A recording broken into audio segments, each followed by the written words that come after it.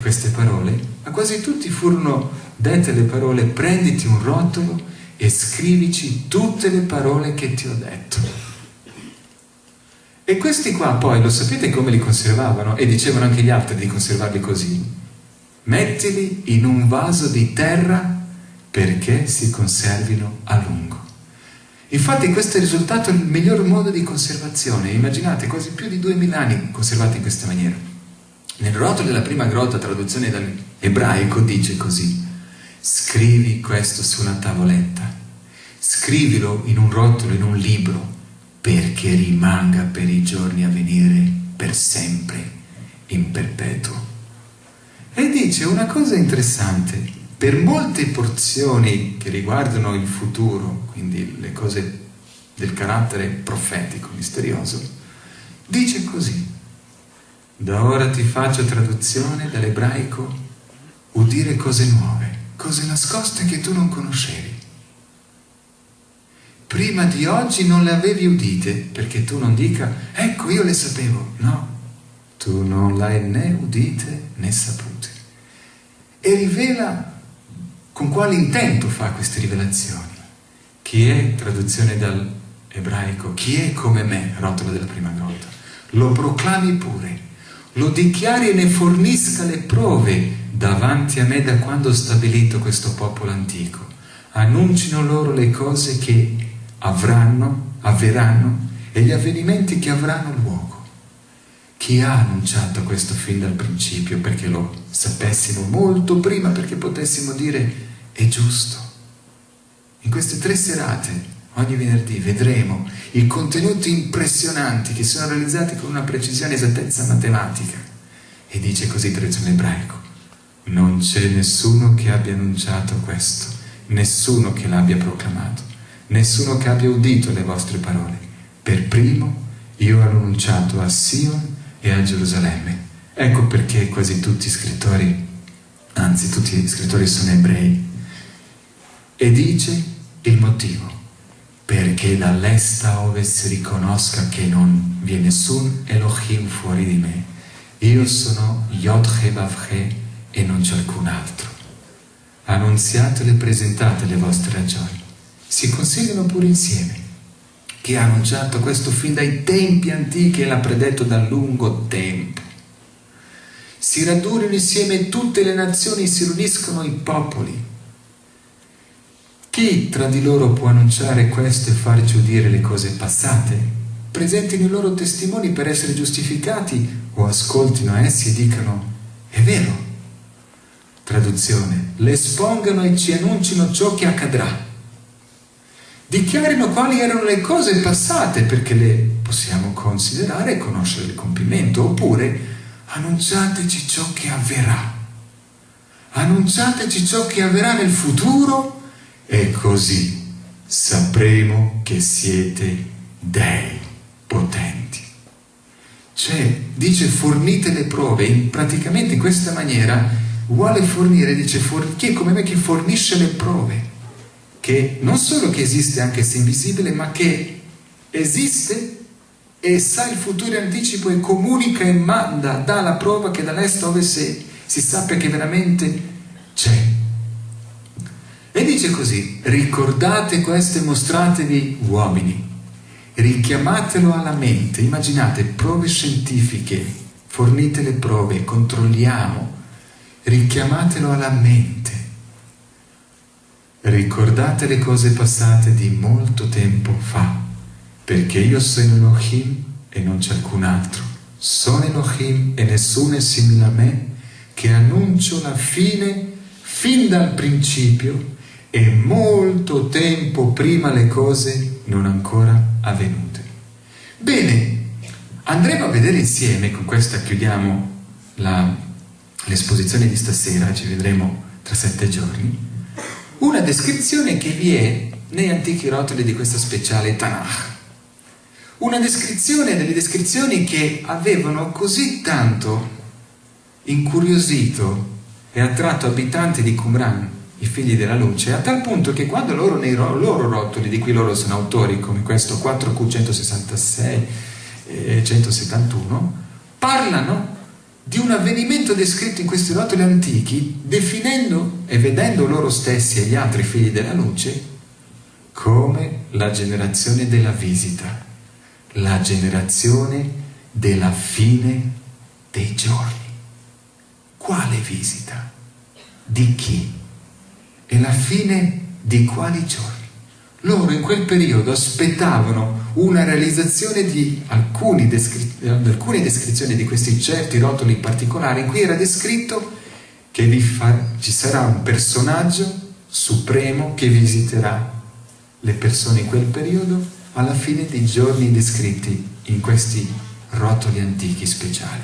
Ma non soltanto a Qumran, anche in Giudea e fuori Giudea, nel mondo antico, vi erano popoli che avevano nel loro cuore l'attesa di un dominatore, un personaggio particolare in quel periodo storico dell'impero romano. E non soltanto ebrei, anche gli altri popoli, perché contenuti di questa Tanakh erano già tradotti in greco, quindi altri popoli che parlavano greco, e il greco era anche lingua ufficiale prima dell'impero romano, avevano letto, sentito parlare di questa visita, di queste profezie, rivelazioni di questo personaggio. Infatti il storico Suetonio ci dice così: cresceva per tutto l'Oriente, in quell'epoca dei abitanti di Qumran, l'antica e costante l'opinione che fosse scritto nel destino del mondo che dalla Giudea sarebbero venuti in quel tempo i dominatori del mondo. Tacito scrive che i popoli erano persuasi che verso questo tempo l'Oriente sarebbe salito in potenza e che, anche lui sottolinea, dalla Giudea sarebbero venuti i dominatori del mondo. Giuseppe Flavio, storico romano e giudeo, scrive che in quel periodo si credeva che una profezia, in questi rotoli speciali, sacri, scritti, rivelasse che in quel tempo uno proveniente dal loro paese, Giudea, sarebbe diventato il dominatore del mondo. Ora, nel rotolo della prima grotta, quello che parlava dell'imperatore Sargon 722, vi ricordate? Bene, vi erano descrizioni che questo Elohim Yod-He-Vav-He sarebbe apparso in Giudea in quel periodo. E nello stesso rotolo trovato nella grotta 1, e calcolate, datazione della fisica atomica è 2 secoli 3 avanti Cristo, traduzione dall'ebraico dice così di questo personaggio che apparirà dalla Giudea in quel periodo.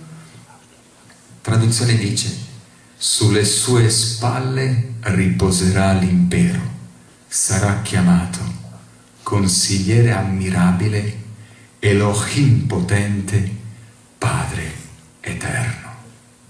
C'è l'altra traduzione dell'altra prima grotta che vi è anche nel museo: come molti erano stupiti di te. Di questo personaggio che doveva venire in Giudea come uomo, di lui si dice così: come molti erano stupiti di te. Il suo volto era diverso da quello dei figli dell'uomo, così egli aspergerà molte nazioni. I re, traduzione, chiuderanno la bocca davanti a lui perché vedranno ciò che non era mai stato loro narrato e comprenderanno ciò che non avevano udito. Nell'interno dei rotoli speciali vi era rotolo di un certo Daniele, ebreo, che viveva ai tempi di Nabucodonosor in Babilonia. Il suo rotolo è scritto in ebraico e anche aramaico, e grazie alle prove paleografiche si vede che è un aramaico imperiale, babilonese. Nell'interno del villaggio di Qumran, in diverse grotte, sono state rinvenute i resti di 8 rotoli, le copie del Daniele. Dentro questo rotolo così particolare nella grotta numero 4 in particolare, sono stati trovati i resti del capitolo 9 che riporta un calcolo matematico e in anticipo la predizione quando questo Mashiach, questo personaggio Elohim straordinario dell'universo, da cui vi ho già parlato, sarebbe apparso come l'uomo in Giudea. Allora, voglio sottolineare la importante, straordinaria testimonianza di due documenti che abbiamo, uno nella grotta 1 Q20 e uno nella grotta 11 documento Q10. Perché? Tutte e due, anche se non fanno parte della Tanakh, dei rotoli speciali, sono scritti in aramaico. Uno presenta un aramaico del primo secolo a.C., l'altro del secondo, ma il bello è che i ritrovamenti di questi due fanno vedere che testi di questo rotolo di Daniele, che predice l'arrivo di questo personaggio, è in un aramaico che sensibilmente differisce da questi due aramaici. Quindi non è un aramaico del primo secolo a.C., non è del secondo a.C., ma è un ben aramaico che presenta un aramaico babilonese, quello del VII secolo a.C. Fuori di Qumran, nell'Alto Egitto, sono stati rinvenuti i papiri Isola Elefantina che hanno un aramaico babilonese. Perfino la datazione di quei papiri ha dimostrato che del V secolo a.C. quell'aramaico imperiale identico a questo aramaico delle coppie antiche di Daniele trovati all'interno di Qumran. Noi abbiamo anche in Egitto trovati queste coppie praticamente della 70, dove all'interno di questi rotoli speciali vi è anche traduzione dei contenuti di Daniele anche in greco, e vi è anche intero capitolo 9 che parla di queste 70 settimane e dell'apparizione di questo personaggio. Quindi abitanti di Qumran secoli prima avevano anche loro la 70. Quindi stasera leggiamo, in base a questa ricostruzione, in base a queste prove scientifiche, materiali, i dati che abitanti di Qumran avevano, quello che loro aspettavano, copiavano e leggevano. Traduzione dall'ebraico, dal rotolo di Daniele e dall'aramaico. Daniele, fai attenzione al messaggio e comprendi la visione. 70 settimane sono stabilite per il tuo popolo, per la tua santa città. Quanto fanno 70 settimane? Iniziamo con la matematica. 70 per 7? 490, giusto, semplicissimo.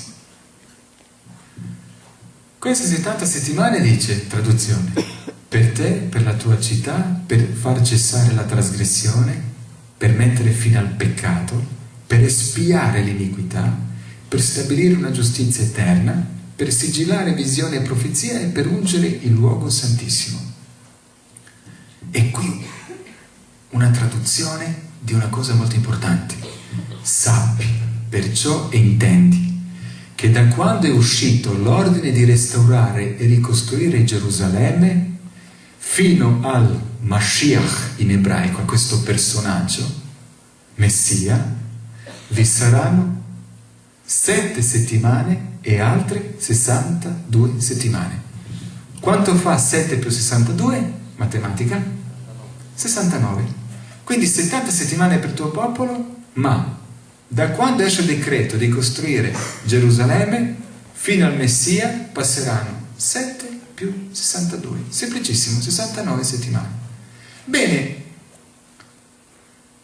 un anno ha 52 settimane, quindi 69 è poco più di un anno, vero? Sono quasi 2 anni. Benissimo. Quasi tutti lo sanno, anche perfino nelle agenzie turistiche, nei cataloghi che promuovono viaggi in Israele, si parla che i babilonesi nel 586 a.C. avevano abbattuto, distrutto Gerusalemme e hanno deportato gli ebrei in Babilonia. Ecco perché Daniele si trova in Babilonia e scrive il suo rotolo sia in ebraico che in aramaico, la lingua dei babilonesi. Nell'autunno del 457 i re di Persia emanano un decreto che dava la facoltà agli ebrei di ricostruire Gerusalemme. Vi ricordate cosa diceva? Da quando esce l'ordine di costruire Gerusalemme fino al Messia vi saranno 69 settimane. Ecco la data. Siamo nel 457 a.C. Ora, una piccola dimostrazione di come gli studiosi arrivano a queste date. Se noi dovessimo descrivere il nostro anno, che oggi siamo nel 2010, possiamo descrivere questo avvenimento così: senza dire 2010, nel secondo anno del presidente Obama degli Stati Uniti, noi ci siamo riuniti per le conferenze qui a Dono, Comune Dono. Secondo anno del presidente Obama, a partire dal 2008, siamo 2010. Possiamo dire, nel primo anno del presidente George Bush Jr. furono abbattute le torri gemelle. Quindi, primo anno del George Bush, presidente degli Stati Uniti, è 2001. Ecco, in base alle cronache, che sono spesso descritte in questa maniera, gli studiosi sono riusciti a fare queste cronache a risalire, in base ai re, cronache degli imperi e altre cose, agli anni. E quindi si sa, anche per essere ancora più precisi, che i Medo-Persiani hanno emanato ben 3 decreti. Quando i Medo-Persiani sono entrati all'interno della Babilonia, hanno dato il primo decreto nel 536 a.C., hanno i Medo-Persiani conquistato la Babilonia e liberavano gli ebrei. Quindi prima autorizzava gli ebrei di ritornare in patria. Poi c'è stato un altro decreto nel 520 a.C. che permetteva loro di costruire il Tempio. Ma cosa c'era scritto nel rotolo misterioso degli antichi? Da quando esce l'ordine di costruire Gerusalemme, non il Tempio, quindi non dal 520. E infatti il terzo decreto nel 457 a.C. dava la facoltà agli ebrei di costruirsi politicamente e anche di ricostruire Gerusalemme. Quindi partiamo dalla data 457, mettiamo 69 settimane che arriva il Mashiach. Possiamo dire così: 69 settimane sono meno di 2 anni, vero? Ok, quindi nel 457 scaliamo un anno, l'altro anno siamo al 455 a.C., dove venire questo Mashiach. E come mai abitanti di Qumran nel primo secolo della nostra era aspettavano e si consideravano la generazione della visita? Come mai nel primo secolo della nostra era, scrive Tacito, Svetonio, Giuseppe Flavio, che i popoli aspettavano l'arrivo di questo Mashiach dominatore del mondo? Bene, 7 settimane, 62 settimane. È stato trovato che nei rotoli antichi di questa Tanakh, dove vi sono informazioni dove la voce parlava, vi è una parola che lui ha proferito riguardo le cose profetiche, dette che riguardano il futuro. Cioè che un giorno, in un sogno che riguarda il futuro, o una descrizione profetica, una comunicazione che viene da lui o dagli esseri creature viventi che portavano questi messaggi, un giorno profetico equivale a un anno reale nella storia. Ecco perché abitanti di Qumran, mettendo questi 69 settimane, che sono quasi 490 anni, dal V secolo, 5 secoli, arriviamo ai tempi di Qumran. Ecco perché loro si vedevano come la generazione della visita di questo Mashiach. Ecco perché contavano e si vedevano come la generazione della fine dei giorni. Quali giorni? Di questi giorni. Infatti, quando mettiamo dal 457 a.C., 483 giorni, perché 69 settimane per 7, o 7 settimane più 62 sono 7 per 7 più 62 per 7 sono 483 giorni. 70 settimane, 490, meno una settimana, 69, 483. Ecco i resti del rotolo della grotta 4Q73, 74, 75, sono i resti del rotolo di Ezechiele, dove, tra l'altro anche c'è la traduzione in greco, 70 che girava secoli prima di Cristo, anche abitanti di Qumran l'avevano, dove c'era la descrizione, dall'ebraico traduzione, ti impongo un giorno per ogni anno per i contenuti profetici. Quindi, mettendo 483 giorni, che sono anni, arriviamo al 27° anno della nostra era, del nostro calendario, cioè dopo Cristo. È importante questo anno, guardate perché. L'anno 27° del nostro calendario corrisponde al 15° anno di Tiberio Cesare, come se per dire 15° anno del Tiberio Cesare, ecco, è il 27° anno quando finiscono 483 anni famosi della descrizione. Così, secondo anno di Obama, noi ci siamo riuniti nel 2010 qua per le conferenze. La stessa cosa. Nel 15° anno di Tiberio finiscono 483 anni perché Tiberio iniziò a regnare nel 12° anno della nostra era e quindi dopo 15 anni che era il re arriva il 27° anno. Questo 27° anno è importantissimo per noi perché finiscono 483 anni e è l'anno del Tiberio Cesare. Ecco perché in quel periodo, scrive Tacito, i popoli erano persuasi che l'Oriente sarebbe salito in potenza e che dalla Giudea sarebbero venuti i dominatori del mondo. E cosa dice? Il Messia apparirà alla fine di queste settimane. C'è una descrizione impressionante. Quindi il 27° anno Messia deve apparire. Il Tempio, come è stato detto in questo rotolo, che è stato distrutto dai babilonesi, dice sarà ricostruito. E questo Tempio, che già c'era anche nell'impero romano, era ricostruito. Ma il testo dice una cosa affascinante. Sentite la traduzione delle 70 settimane.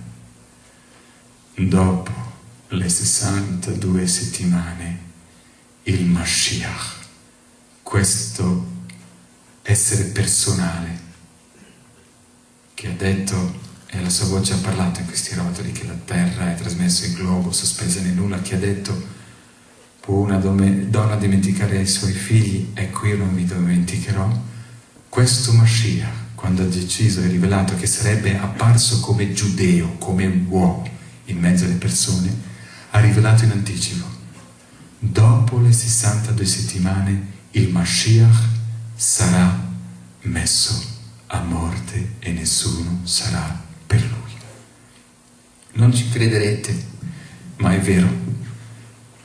70 settimane sono descritte anche nella Tanakh che il mio popolo ebraico copiava nei secoli, senza sapere che nelle grotte di Qumran i resti di questi rotoli, di questi contenuti erano protetti, mantenuti, copiati, studiati. E lo sapete una cosa? Tempo indietro è uscito un proclamo ufficiale dei rabbini che diceva: maledetto chiunque prova a contare 70 settimane o leggere. Eppure fanno parte della Tanakh, dei rotoli speciali che ogni Shabbat ha e prendere in considerazione come importanti. E qui, anche nella Tanakh ebraica, copiata di secoli, lo stesso troviamo il capitolo 9 delle 70 settimane, c'è scritto così, ecco in ebraico, e dice così: Yikaret Mashiach,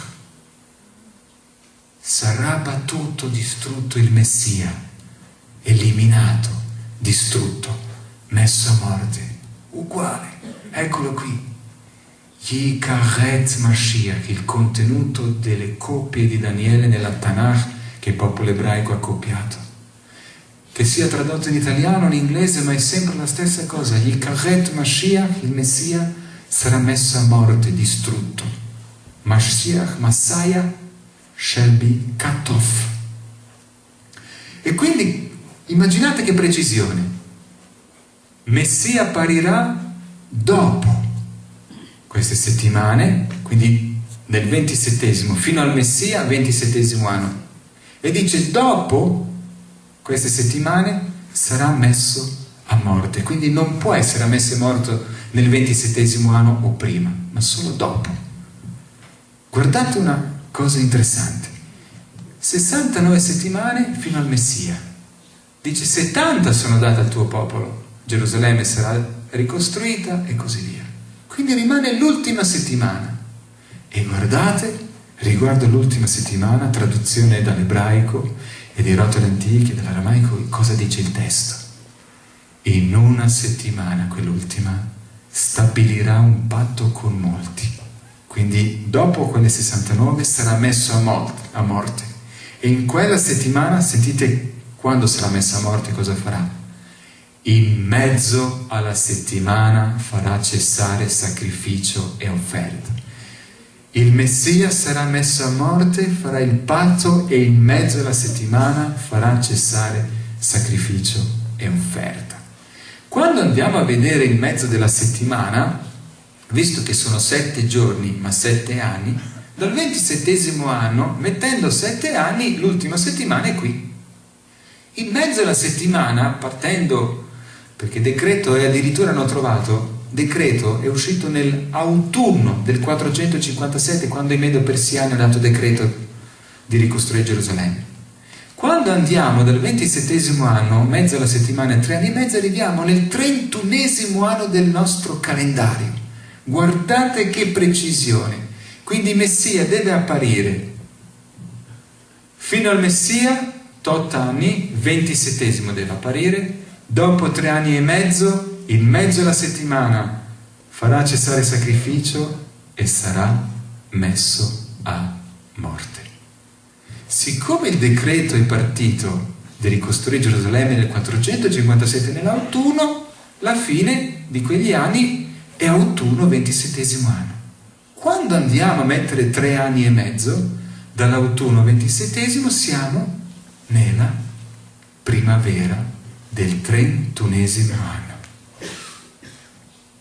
Ora, la cosa interessante è che nei rotoli di questa biblioteca Tanakh, i rotoli Mar Morto, di questi rotoli speciali, vi sono stati trovati diversi rotoli dei Salmi, tra cui vi sono anche i resti dei Salmi che parlano di questo personaggio misterioso di cui si dice così: cani mi hanno circondato, traduzione, un stuolo di malfattori mi ha attorniato, mi hanno forato le mani e i piedi. Vi rendete conto? Resti di questo rotolo nella grotta 4, 200 anni prima di Cristo. Qui non c'è nessuna truffa, sono le cose che mettono in ginocchio la scienza. Posso contare, dice il testo traduzione, tutte le mie ossa. Essi mi guardano e mi osservano, spartiscono fra loro le mie vesti e tirano a sorte la mia tunica. M'han forato le mani e i piedi. Nella grotta numero 1 di Qumran vi è stato deposto il rotolo che era copiato 200 anni prima di Cristo. Vi erano queste parole, traduzione dall'ebraico: ma egli è stato trafitto per le nostre trasgressioni. Questo rotolo che parla di Sargon, che è la terra globo, che parla di questo Mashiach Elohim che apparirà, che saranno stupite le persone di lui in Giudea, dice: ma egli è stato trafitto per le nostre trasgressioni. Guardate, analisi che hanno fatto della datazione è stata ripetuta non una volta, 2 o 3, perché non si poteva accettare, credere che sia veramente antico, che queste cose qua, questo rotolo potesse essere scritto datazione 2 secoli prima di Cristo. queste sono prove scientifiche, la scienza galileana è qui. Però sentite la traduzione: schiacciato per le nostre iniquità il castigo per cui abbiamo la pace su di lui, e per le sue lividure noi siamo stati guariti. Ognuno di noi, traduzione dall'ebraico, seguiva la propria via, e Yod-He Vav-He, e l'Eterno ha fatto ricadere su di lui l'iniquità di noi tutti. Maltrattato e umiliato, non aperse bocca. Come un agnello condotto al macello, come pecora muta davanti ai suoi tosatori, non aperse bocca. Traduzione: ha versato la sua vita fino a morire, e sentite questo, ed è stato annoverato fra i malfattori.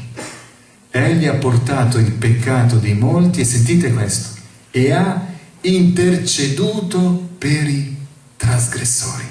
Guardate, questo non è il Vangelo, non è il Nuovo Testamento, non è in greco, questi sono i rotoli di Qumran, questi sono i rotoli del Mar Morto. Dal 1947, in questi ultimi 60 anni, ci sono porzioni di questi rotoli del Mar Morto dove la scienza, dove sembra le istituzioni hanno paura di approfondire e rendere esplicitamente pubbliche e chiare le cose di questi contenuti, che ovviamente mettono in ginocchio la scienza e la logicità. Perfino i dettagli descritti. Traduzione: gli avevano assegnato la sepoltura con gli empi, ma nella sua morte fu posto col ricco. Traduzione: perché non aveva commesso alcuna violenza e non c'era stato alcun inganno nella sua bocca. Traduzione: offrendo la sua vita in sacrificio per il peccato, egli vedrà il frutto del travaglio della sua anima e ne sarà soddisfatto. Per la sua conoscenza renderà giusti molti, perché si caricherà delle loro iniquità. E ci sono ancora gli altri che parlano che a questo Mashiach santo non vedrà la corruzione. Ora, 70 settimane, città ricostruita, Messia sarà messo a morte, e 70 settimane, traduzione, sapete cosa dicono? Che di nuovo la ricostruita Gerusalemme, dopo la morte di Messia, sarà distrutta, anche il Tempio.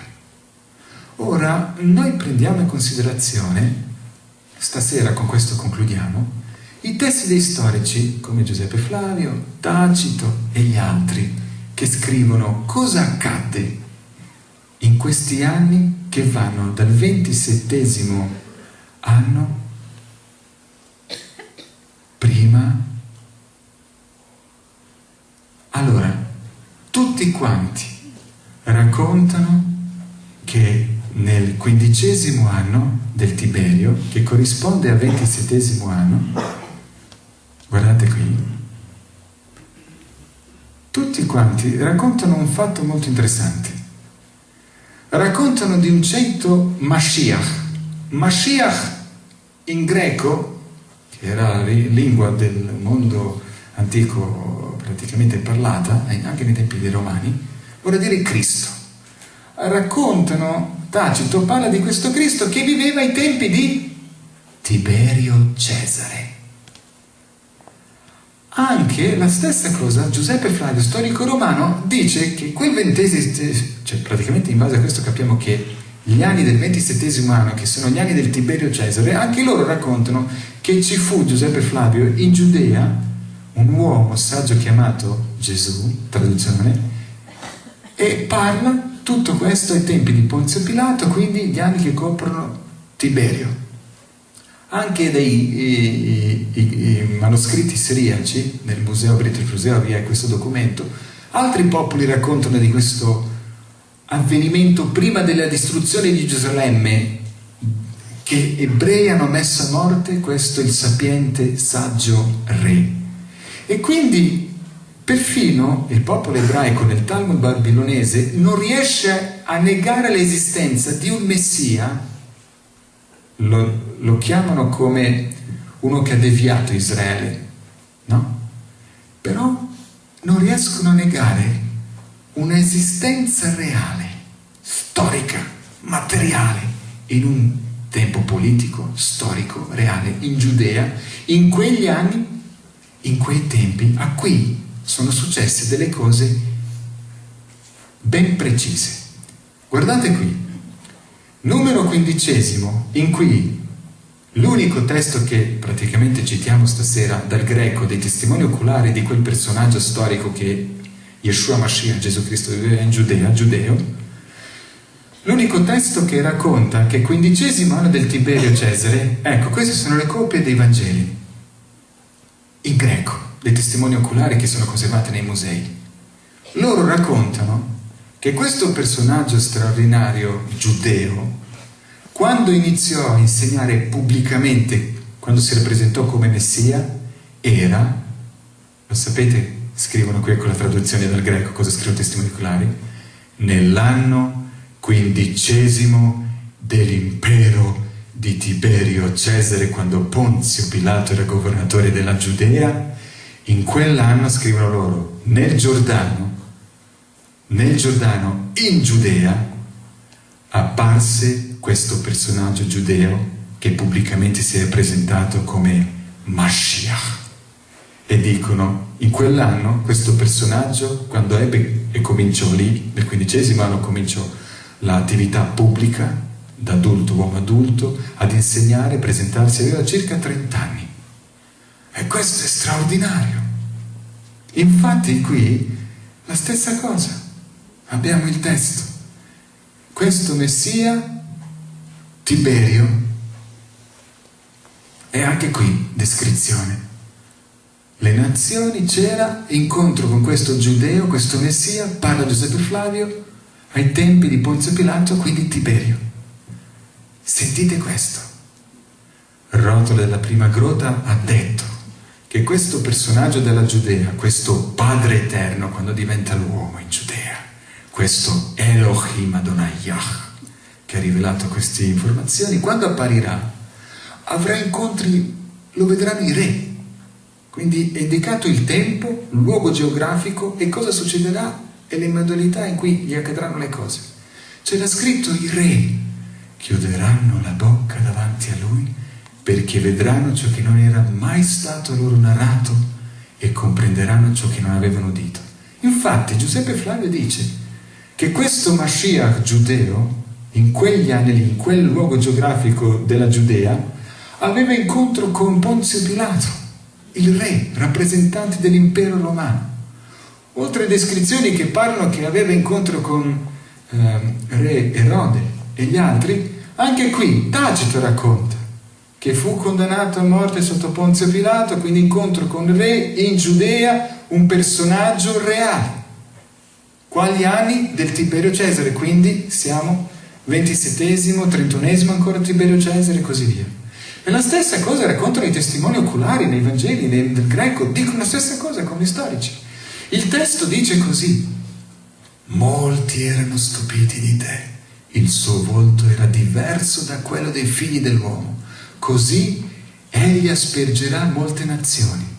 E infatti non soltanto che il popolo ebraico nel Talmud babilonese, sparlando questo personaggio storico, dice che Yeshua Iesi Nazareno aveva, dice qua, deviato Israele. Dice il testo: questo personaggio in quegli anni, in quel luogo, aspergerà molte nazioni. Una nazione intera, Israele. Non ha sconvolto Giudea, una città, una provincia, una regione. No, intere nazioni. Giuseppe Flavio, oltre a Israele e gli ebrei, dice così: era chiamato Gesù questo uomo in quel tempo, dice, e molti fra i giudei, e dice, e fra le altre nazioni divennero suoi discepoli. Quindi non è il Vangelo storico, conferma che è vero, a questo personaggio storico, in quel luogo geografico, questo giudeo straordinario, oltre a Israele c'erano altre nazioni che erano sconvolti da lui. E la stessa cosa, documento dei manoscritti siriaci, quindi anche in siriaco altri popoli parlano di questo personaggio. Tacito, quando parla dell'incendio di Roma da parte di Nerone e dice che la colpa fu data ai cristiani, a proposito dei cristiani, Cristo Messia, quindi messianici, la colpa fu data a loro, e a proposito di loro dice: hanno ricevuto il nome da Cristo che fu condannato in Giudea. Quindi vedete, anche lui, parlando di altri popoli che c'era l'impero romano, sono diversi che erano stupiti. Modalità: mi hanno forato le mani e i piedi. Rotolo, prima grotta, 2 secoli prima, è stato trafitto. Infatti, se andiamo a vedere, in quegli anni, 27esimo fino al 31esimo, a un personaggio giudeo, oltre a essere successe queste cose qua, dice fu condannato a essere crocifisso, quindi veramente doveva avere trafitti mani e piedi. E la stessa cosa lo dice anche Tacito. E anche qui il popolo ebraico, quando lo nega e dice che è un falso, che è uno che ha deviato, comunque dice, anche se fu portato e accusato e lo volevano lapidare, alla fine dice fu appeso. Guardate una cosa interessante, leggiamo. Questo dal Talmud babilonese, secondo la tradizione ebraica, viene tramandato: alla vigilia, traduzione del Shabbat della Pasqua, si appese Gesù il Nazareno.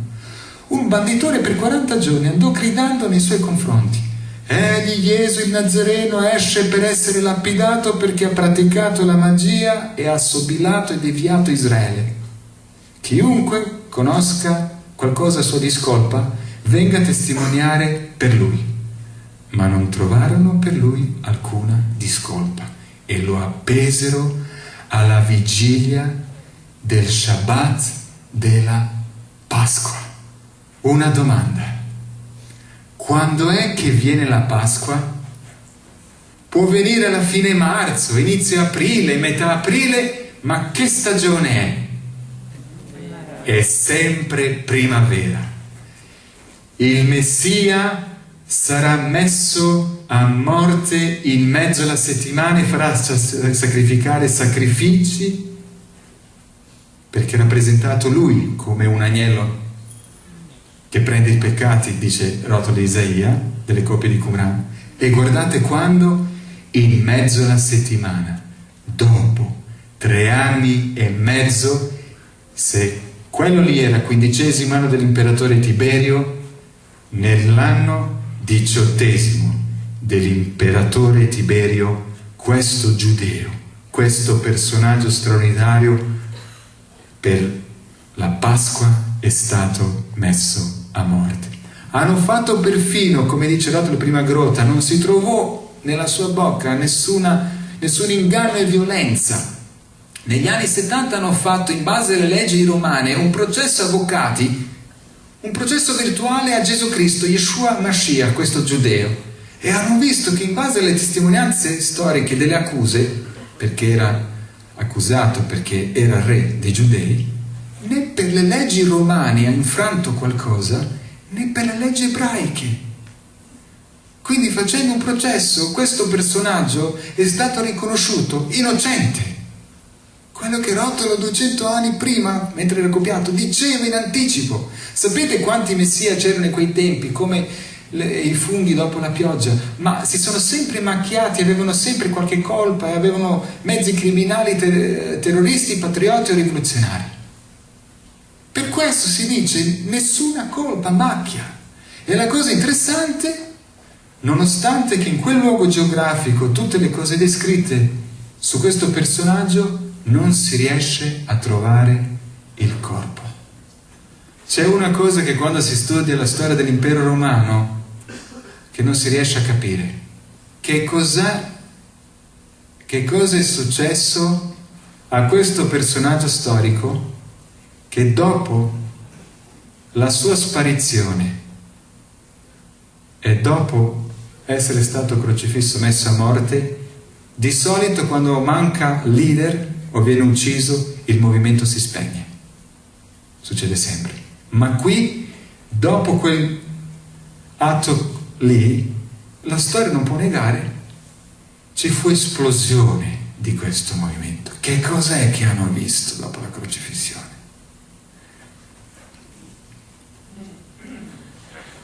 Scrive Giuseppe Flavio, attenzione, non leggo i Vangeli, questa è una conferenza scientifica. Storico Giuseppe Flavio, storico romano, scrive: quelli che erano diventati suoi discepoli non smisero di seguire il suo insegnamento. Essi raccontarono che egli era apparso loro 3 giorni dopo la sua crocifissione e che era vivo. Forse perciò era il Messia del quale i profeti hanno raccontato meraviglie. Non è che lui dice, perché lui non è un credente, che questo è il Messia e che era vivo. Lui dice che parlavano, che l'hanno visto vivo. Ora si sa, in base alle impostazioni storiche, ai dati storici, che è incredibile spiegare l'ostinazione, inflessibilità dei testimoni oculari e quelli che hanno creduto e visto e hanno trasmesso queste informazioni agli altri all'impero romano, che non si piegavano davanti alle minacce o la morte per negare questo personaggio, quello che hanno visto, e seguivano le sue parole, a costo di morire. Quindi che cos'è che di straordinario hanno visto? Che cos'è che storicamente è veramente successo di forte che a loro ha dato così tanta forza per resistere a queste cose qua? Alcuni scettici e critici hanno dato diverse ipotesi. Siccome il corpo non si trovava, dicevano probabilmente l'idea della risurrezione è andata così. Critiche. Durante la crocifissione ha avuto la morte clinica, l'hanno seppellito, si è risvegliato ed è passata la leggenda, storia della risurrezione.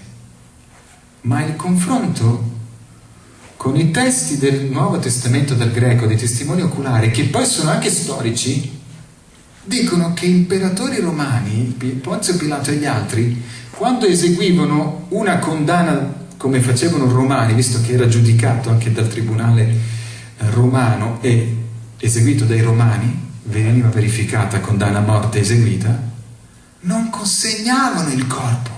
Il testo dice che quando Giuseppe di Arimatea viene a chiedere il corpo, i ricchi chiedono il corpo di questo per seppellirlo tra i ricchi, dice così che Pilato si meravigliò di essere già morto. Altro che morte clinica. Non consegna il corpo prima di essere certo che veramente è morto, che la condanna e la pena è stata eseguita, realizzata dai romani, fino in fondo.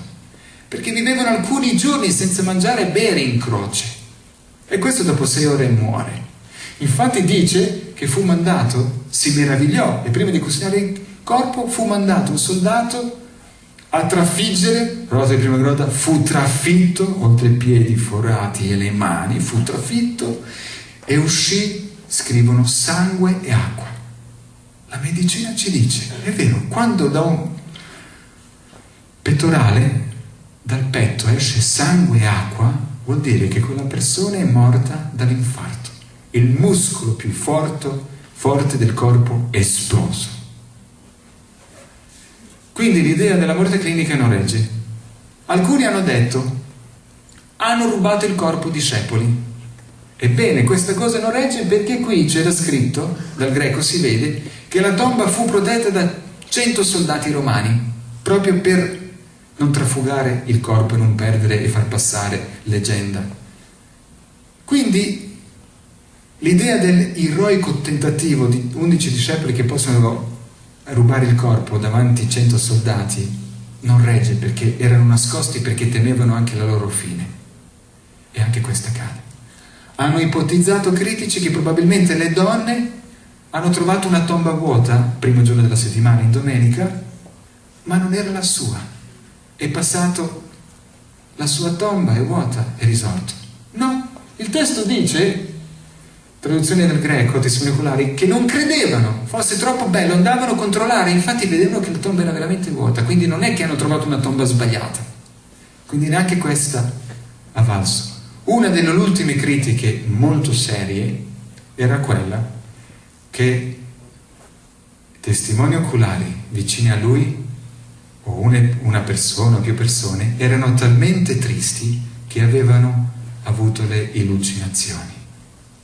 Quindi uno triste, gli manca una persona, pensa sempre, anche se non c'è, gli pare di vederla, di parlare. Ma non regge, perché dentro questo scritto testimoni oculari raccontano che non tutti credevano, perché uno vi era qui, non è apparso quando appariva agli altri, e disse: io non crederò finché non toccherò materialmente. Quindi la scienza galileana, uno scienziato, e si dice solo dopo aveva accettato di credere che era veramente materialmente vero, risorto e vivo. E non solo, c'è un'altra cosa che non regge. Dal racconto si vede che è apparso per 40 giorni non a una persona, ma 12, 120 vicino al lago di Galilea a 500 persone. Come fanno ad avere allucinazioni? Una persona sì, ma non 500 persone, e in luoghi diversi. E questa è la cosa straordinaria e molto interessante. Con questo concludiamo qui. Venerdì prossimo vedremo i contenuti che descrivono la storia dal VII-VIII secolo avanti Cristo.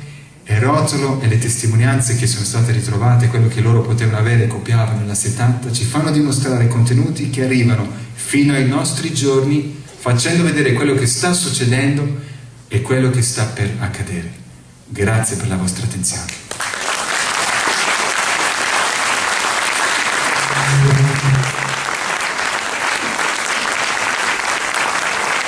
Mi raccomando, i fogli che avete ci servono, scrivete i vostri commenti.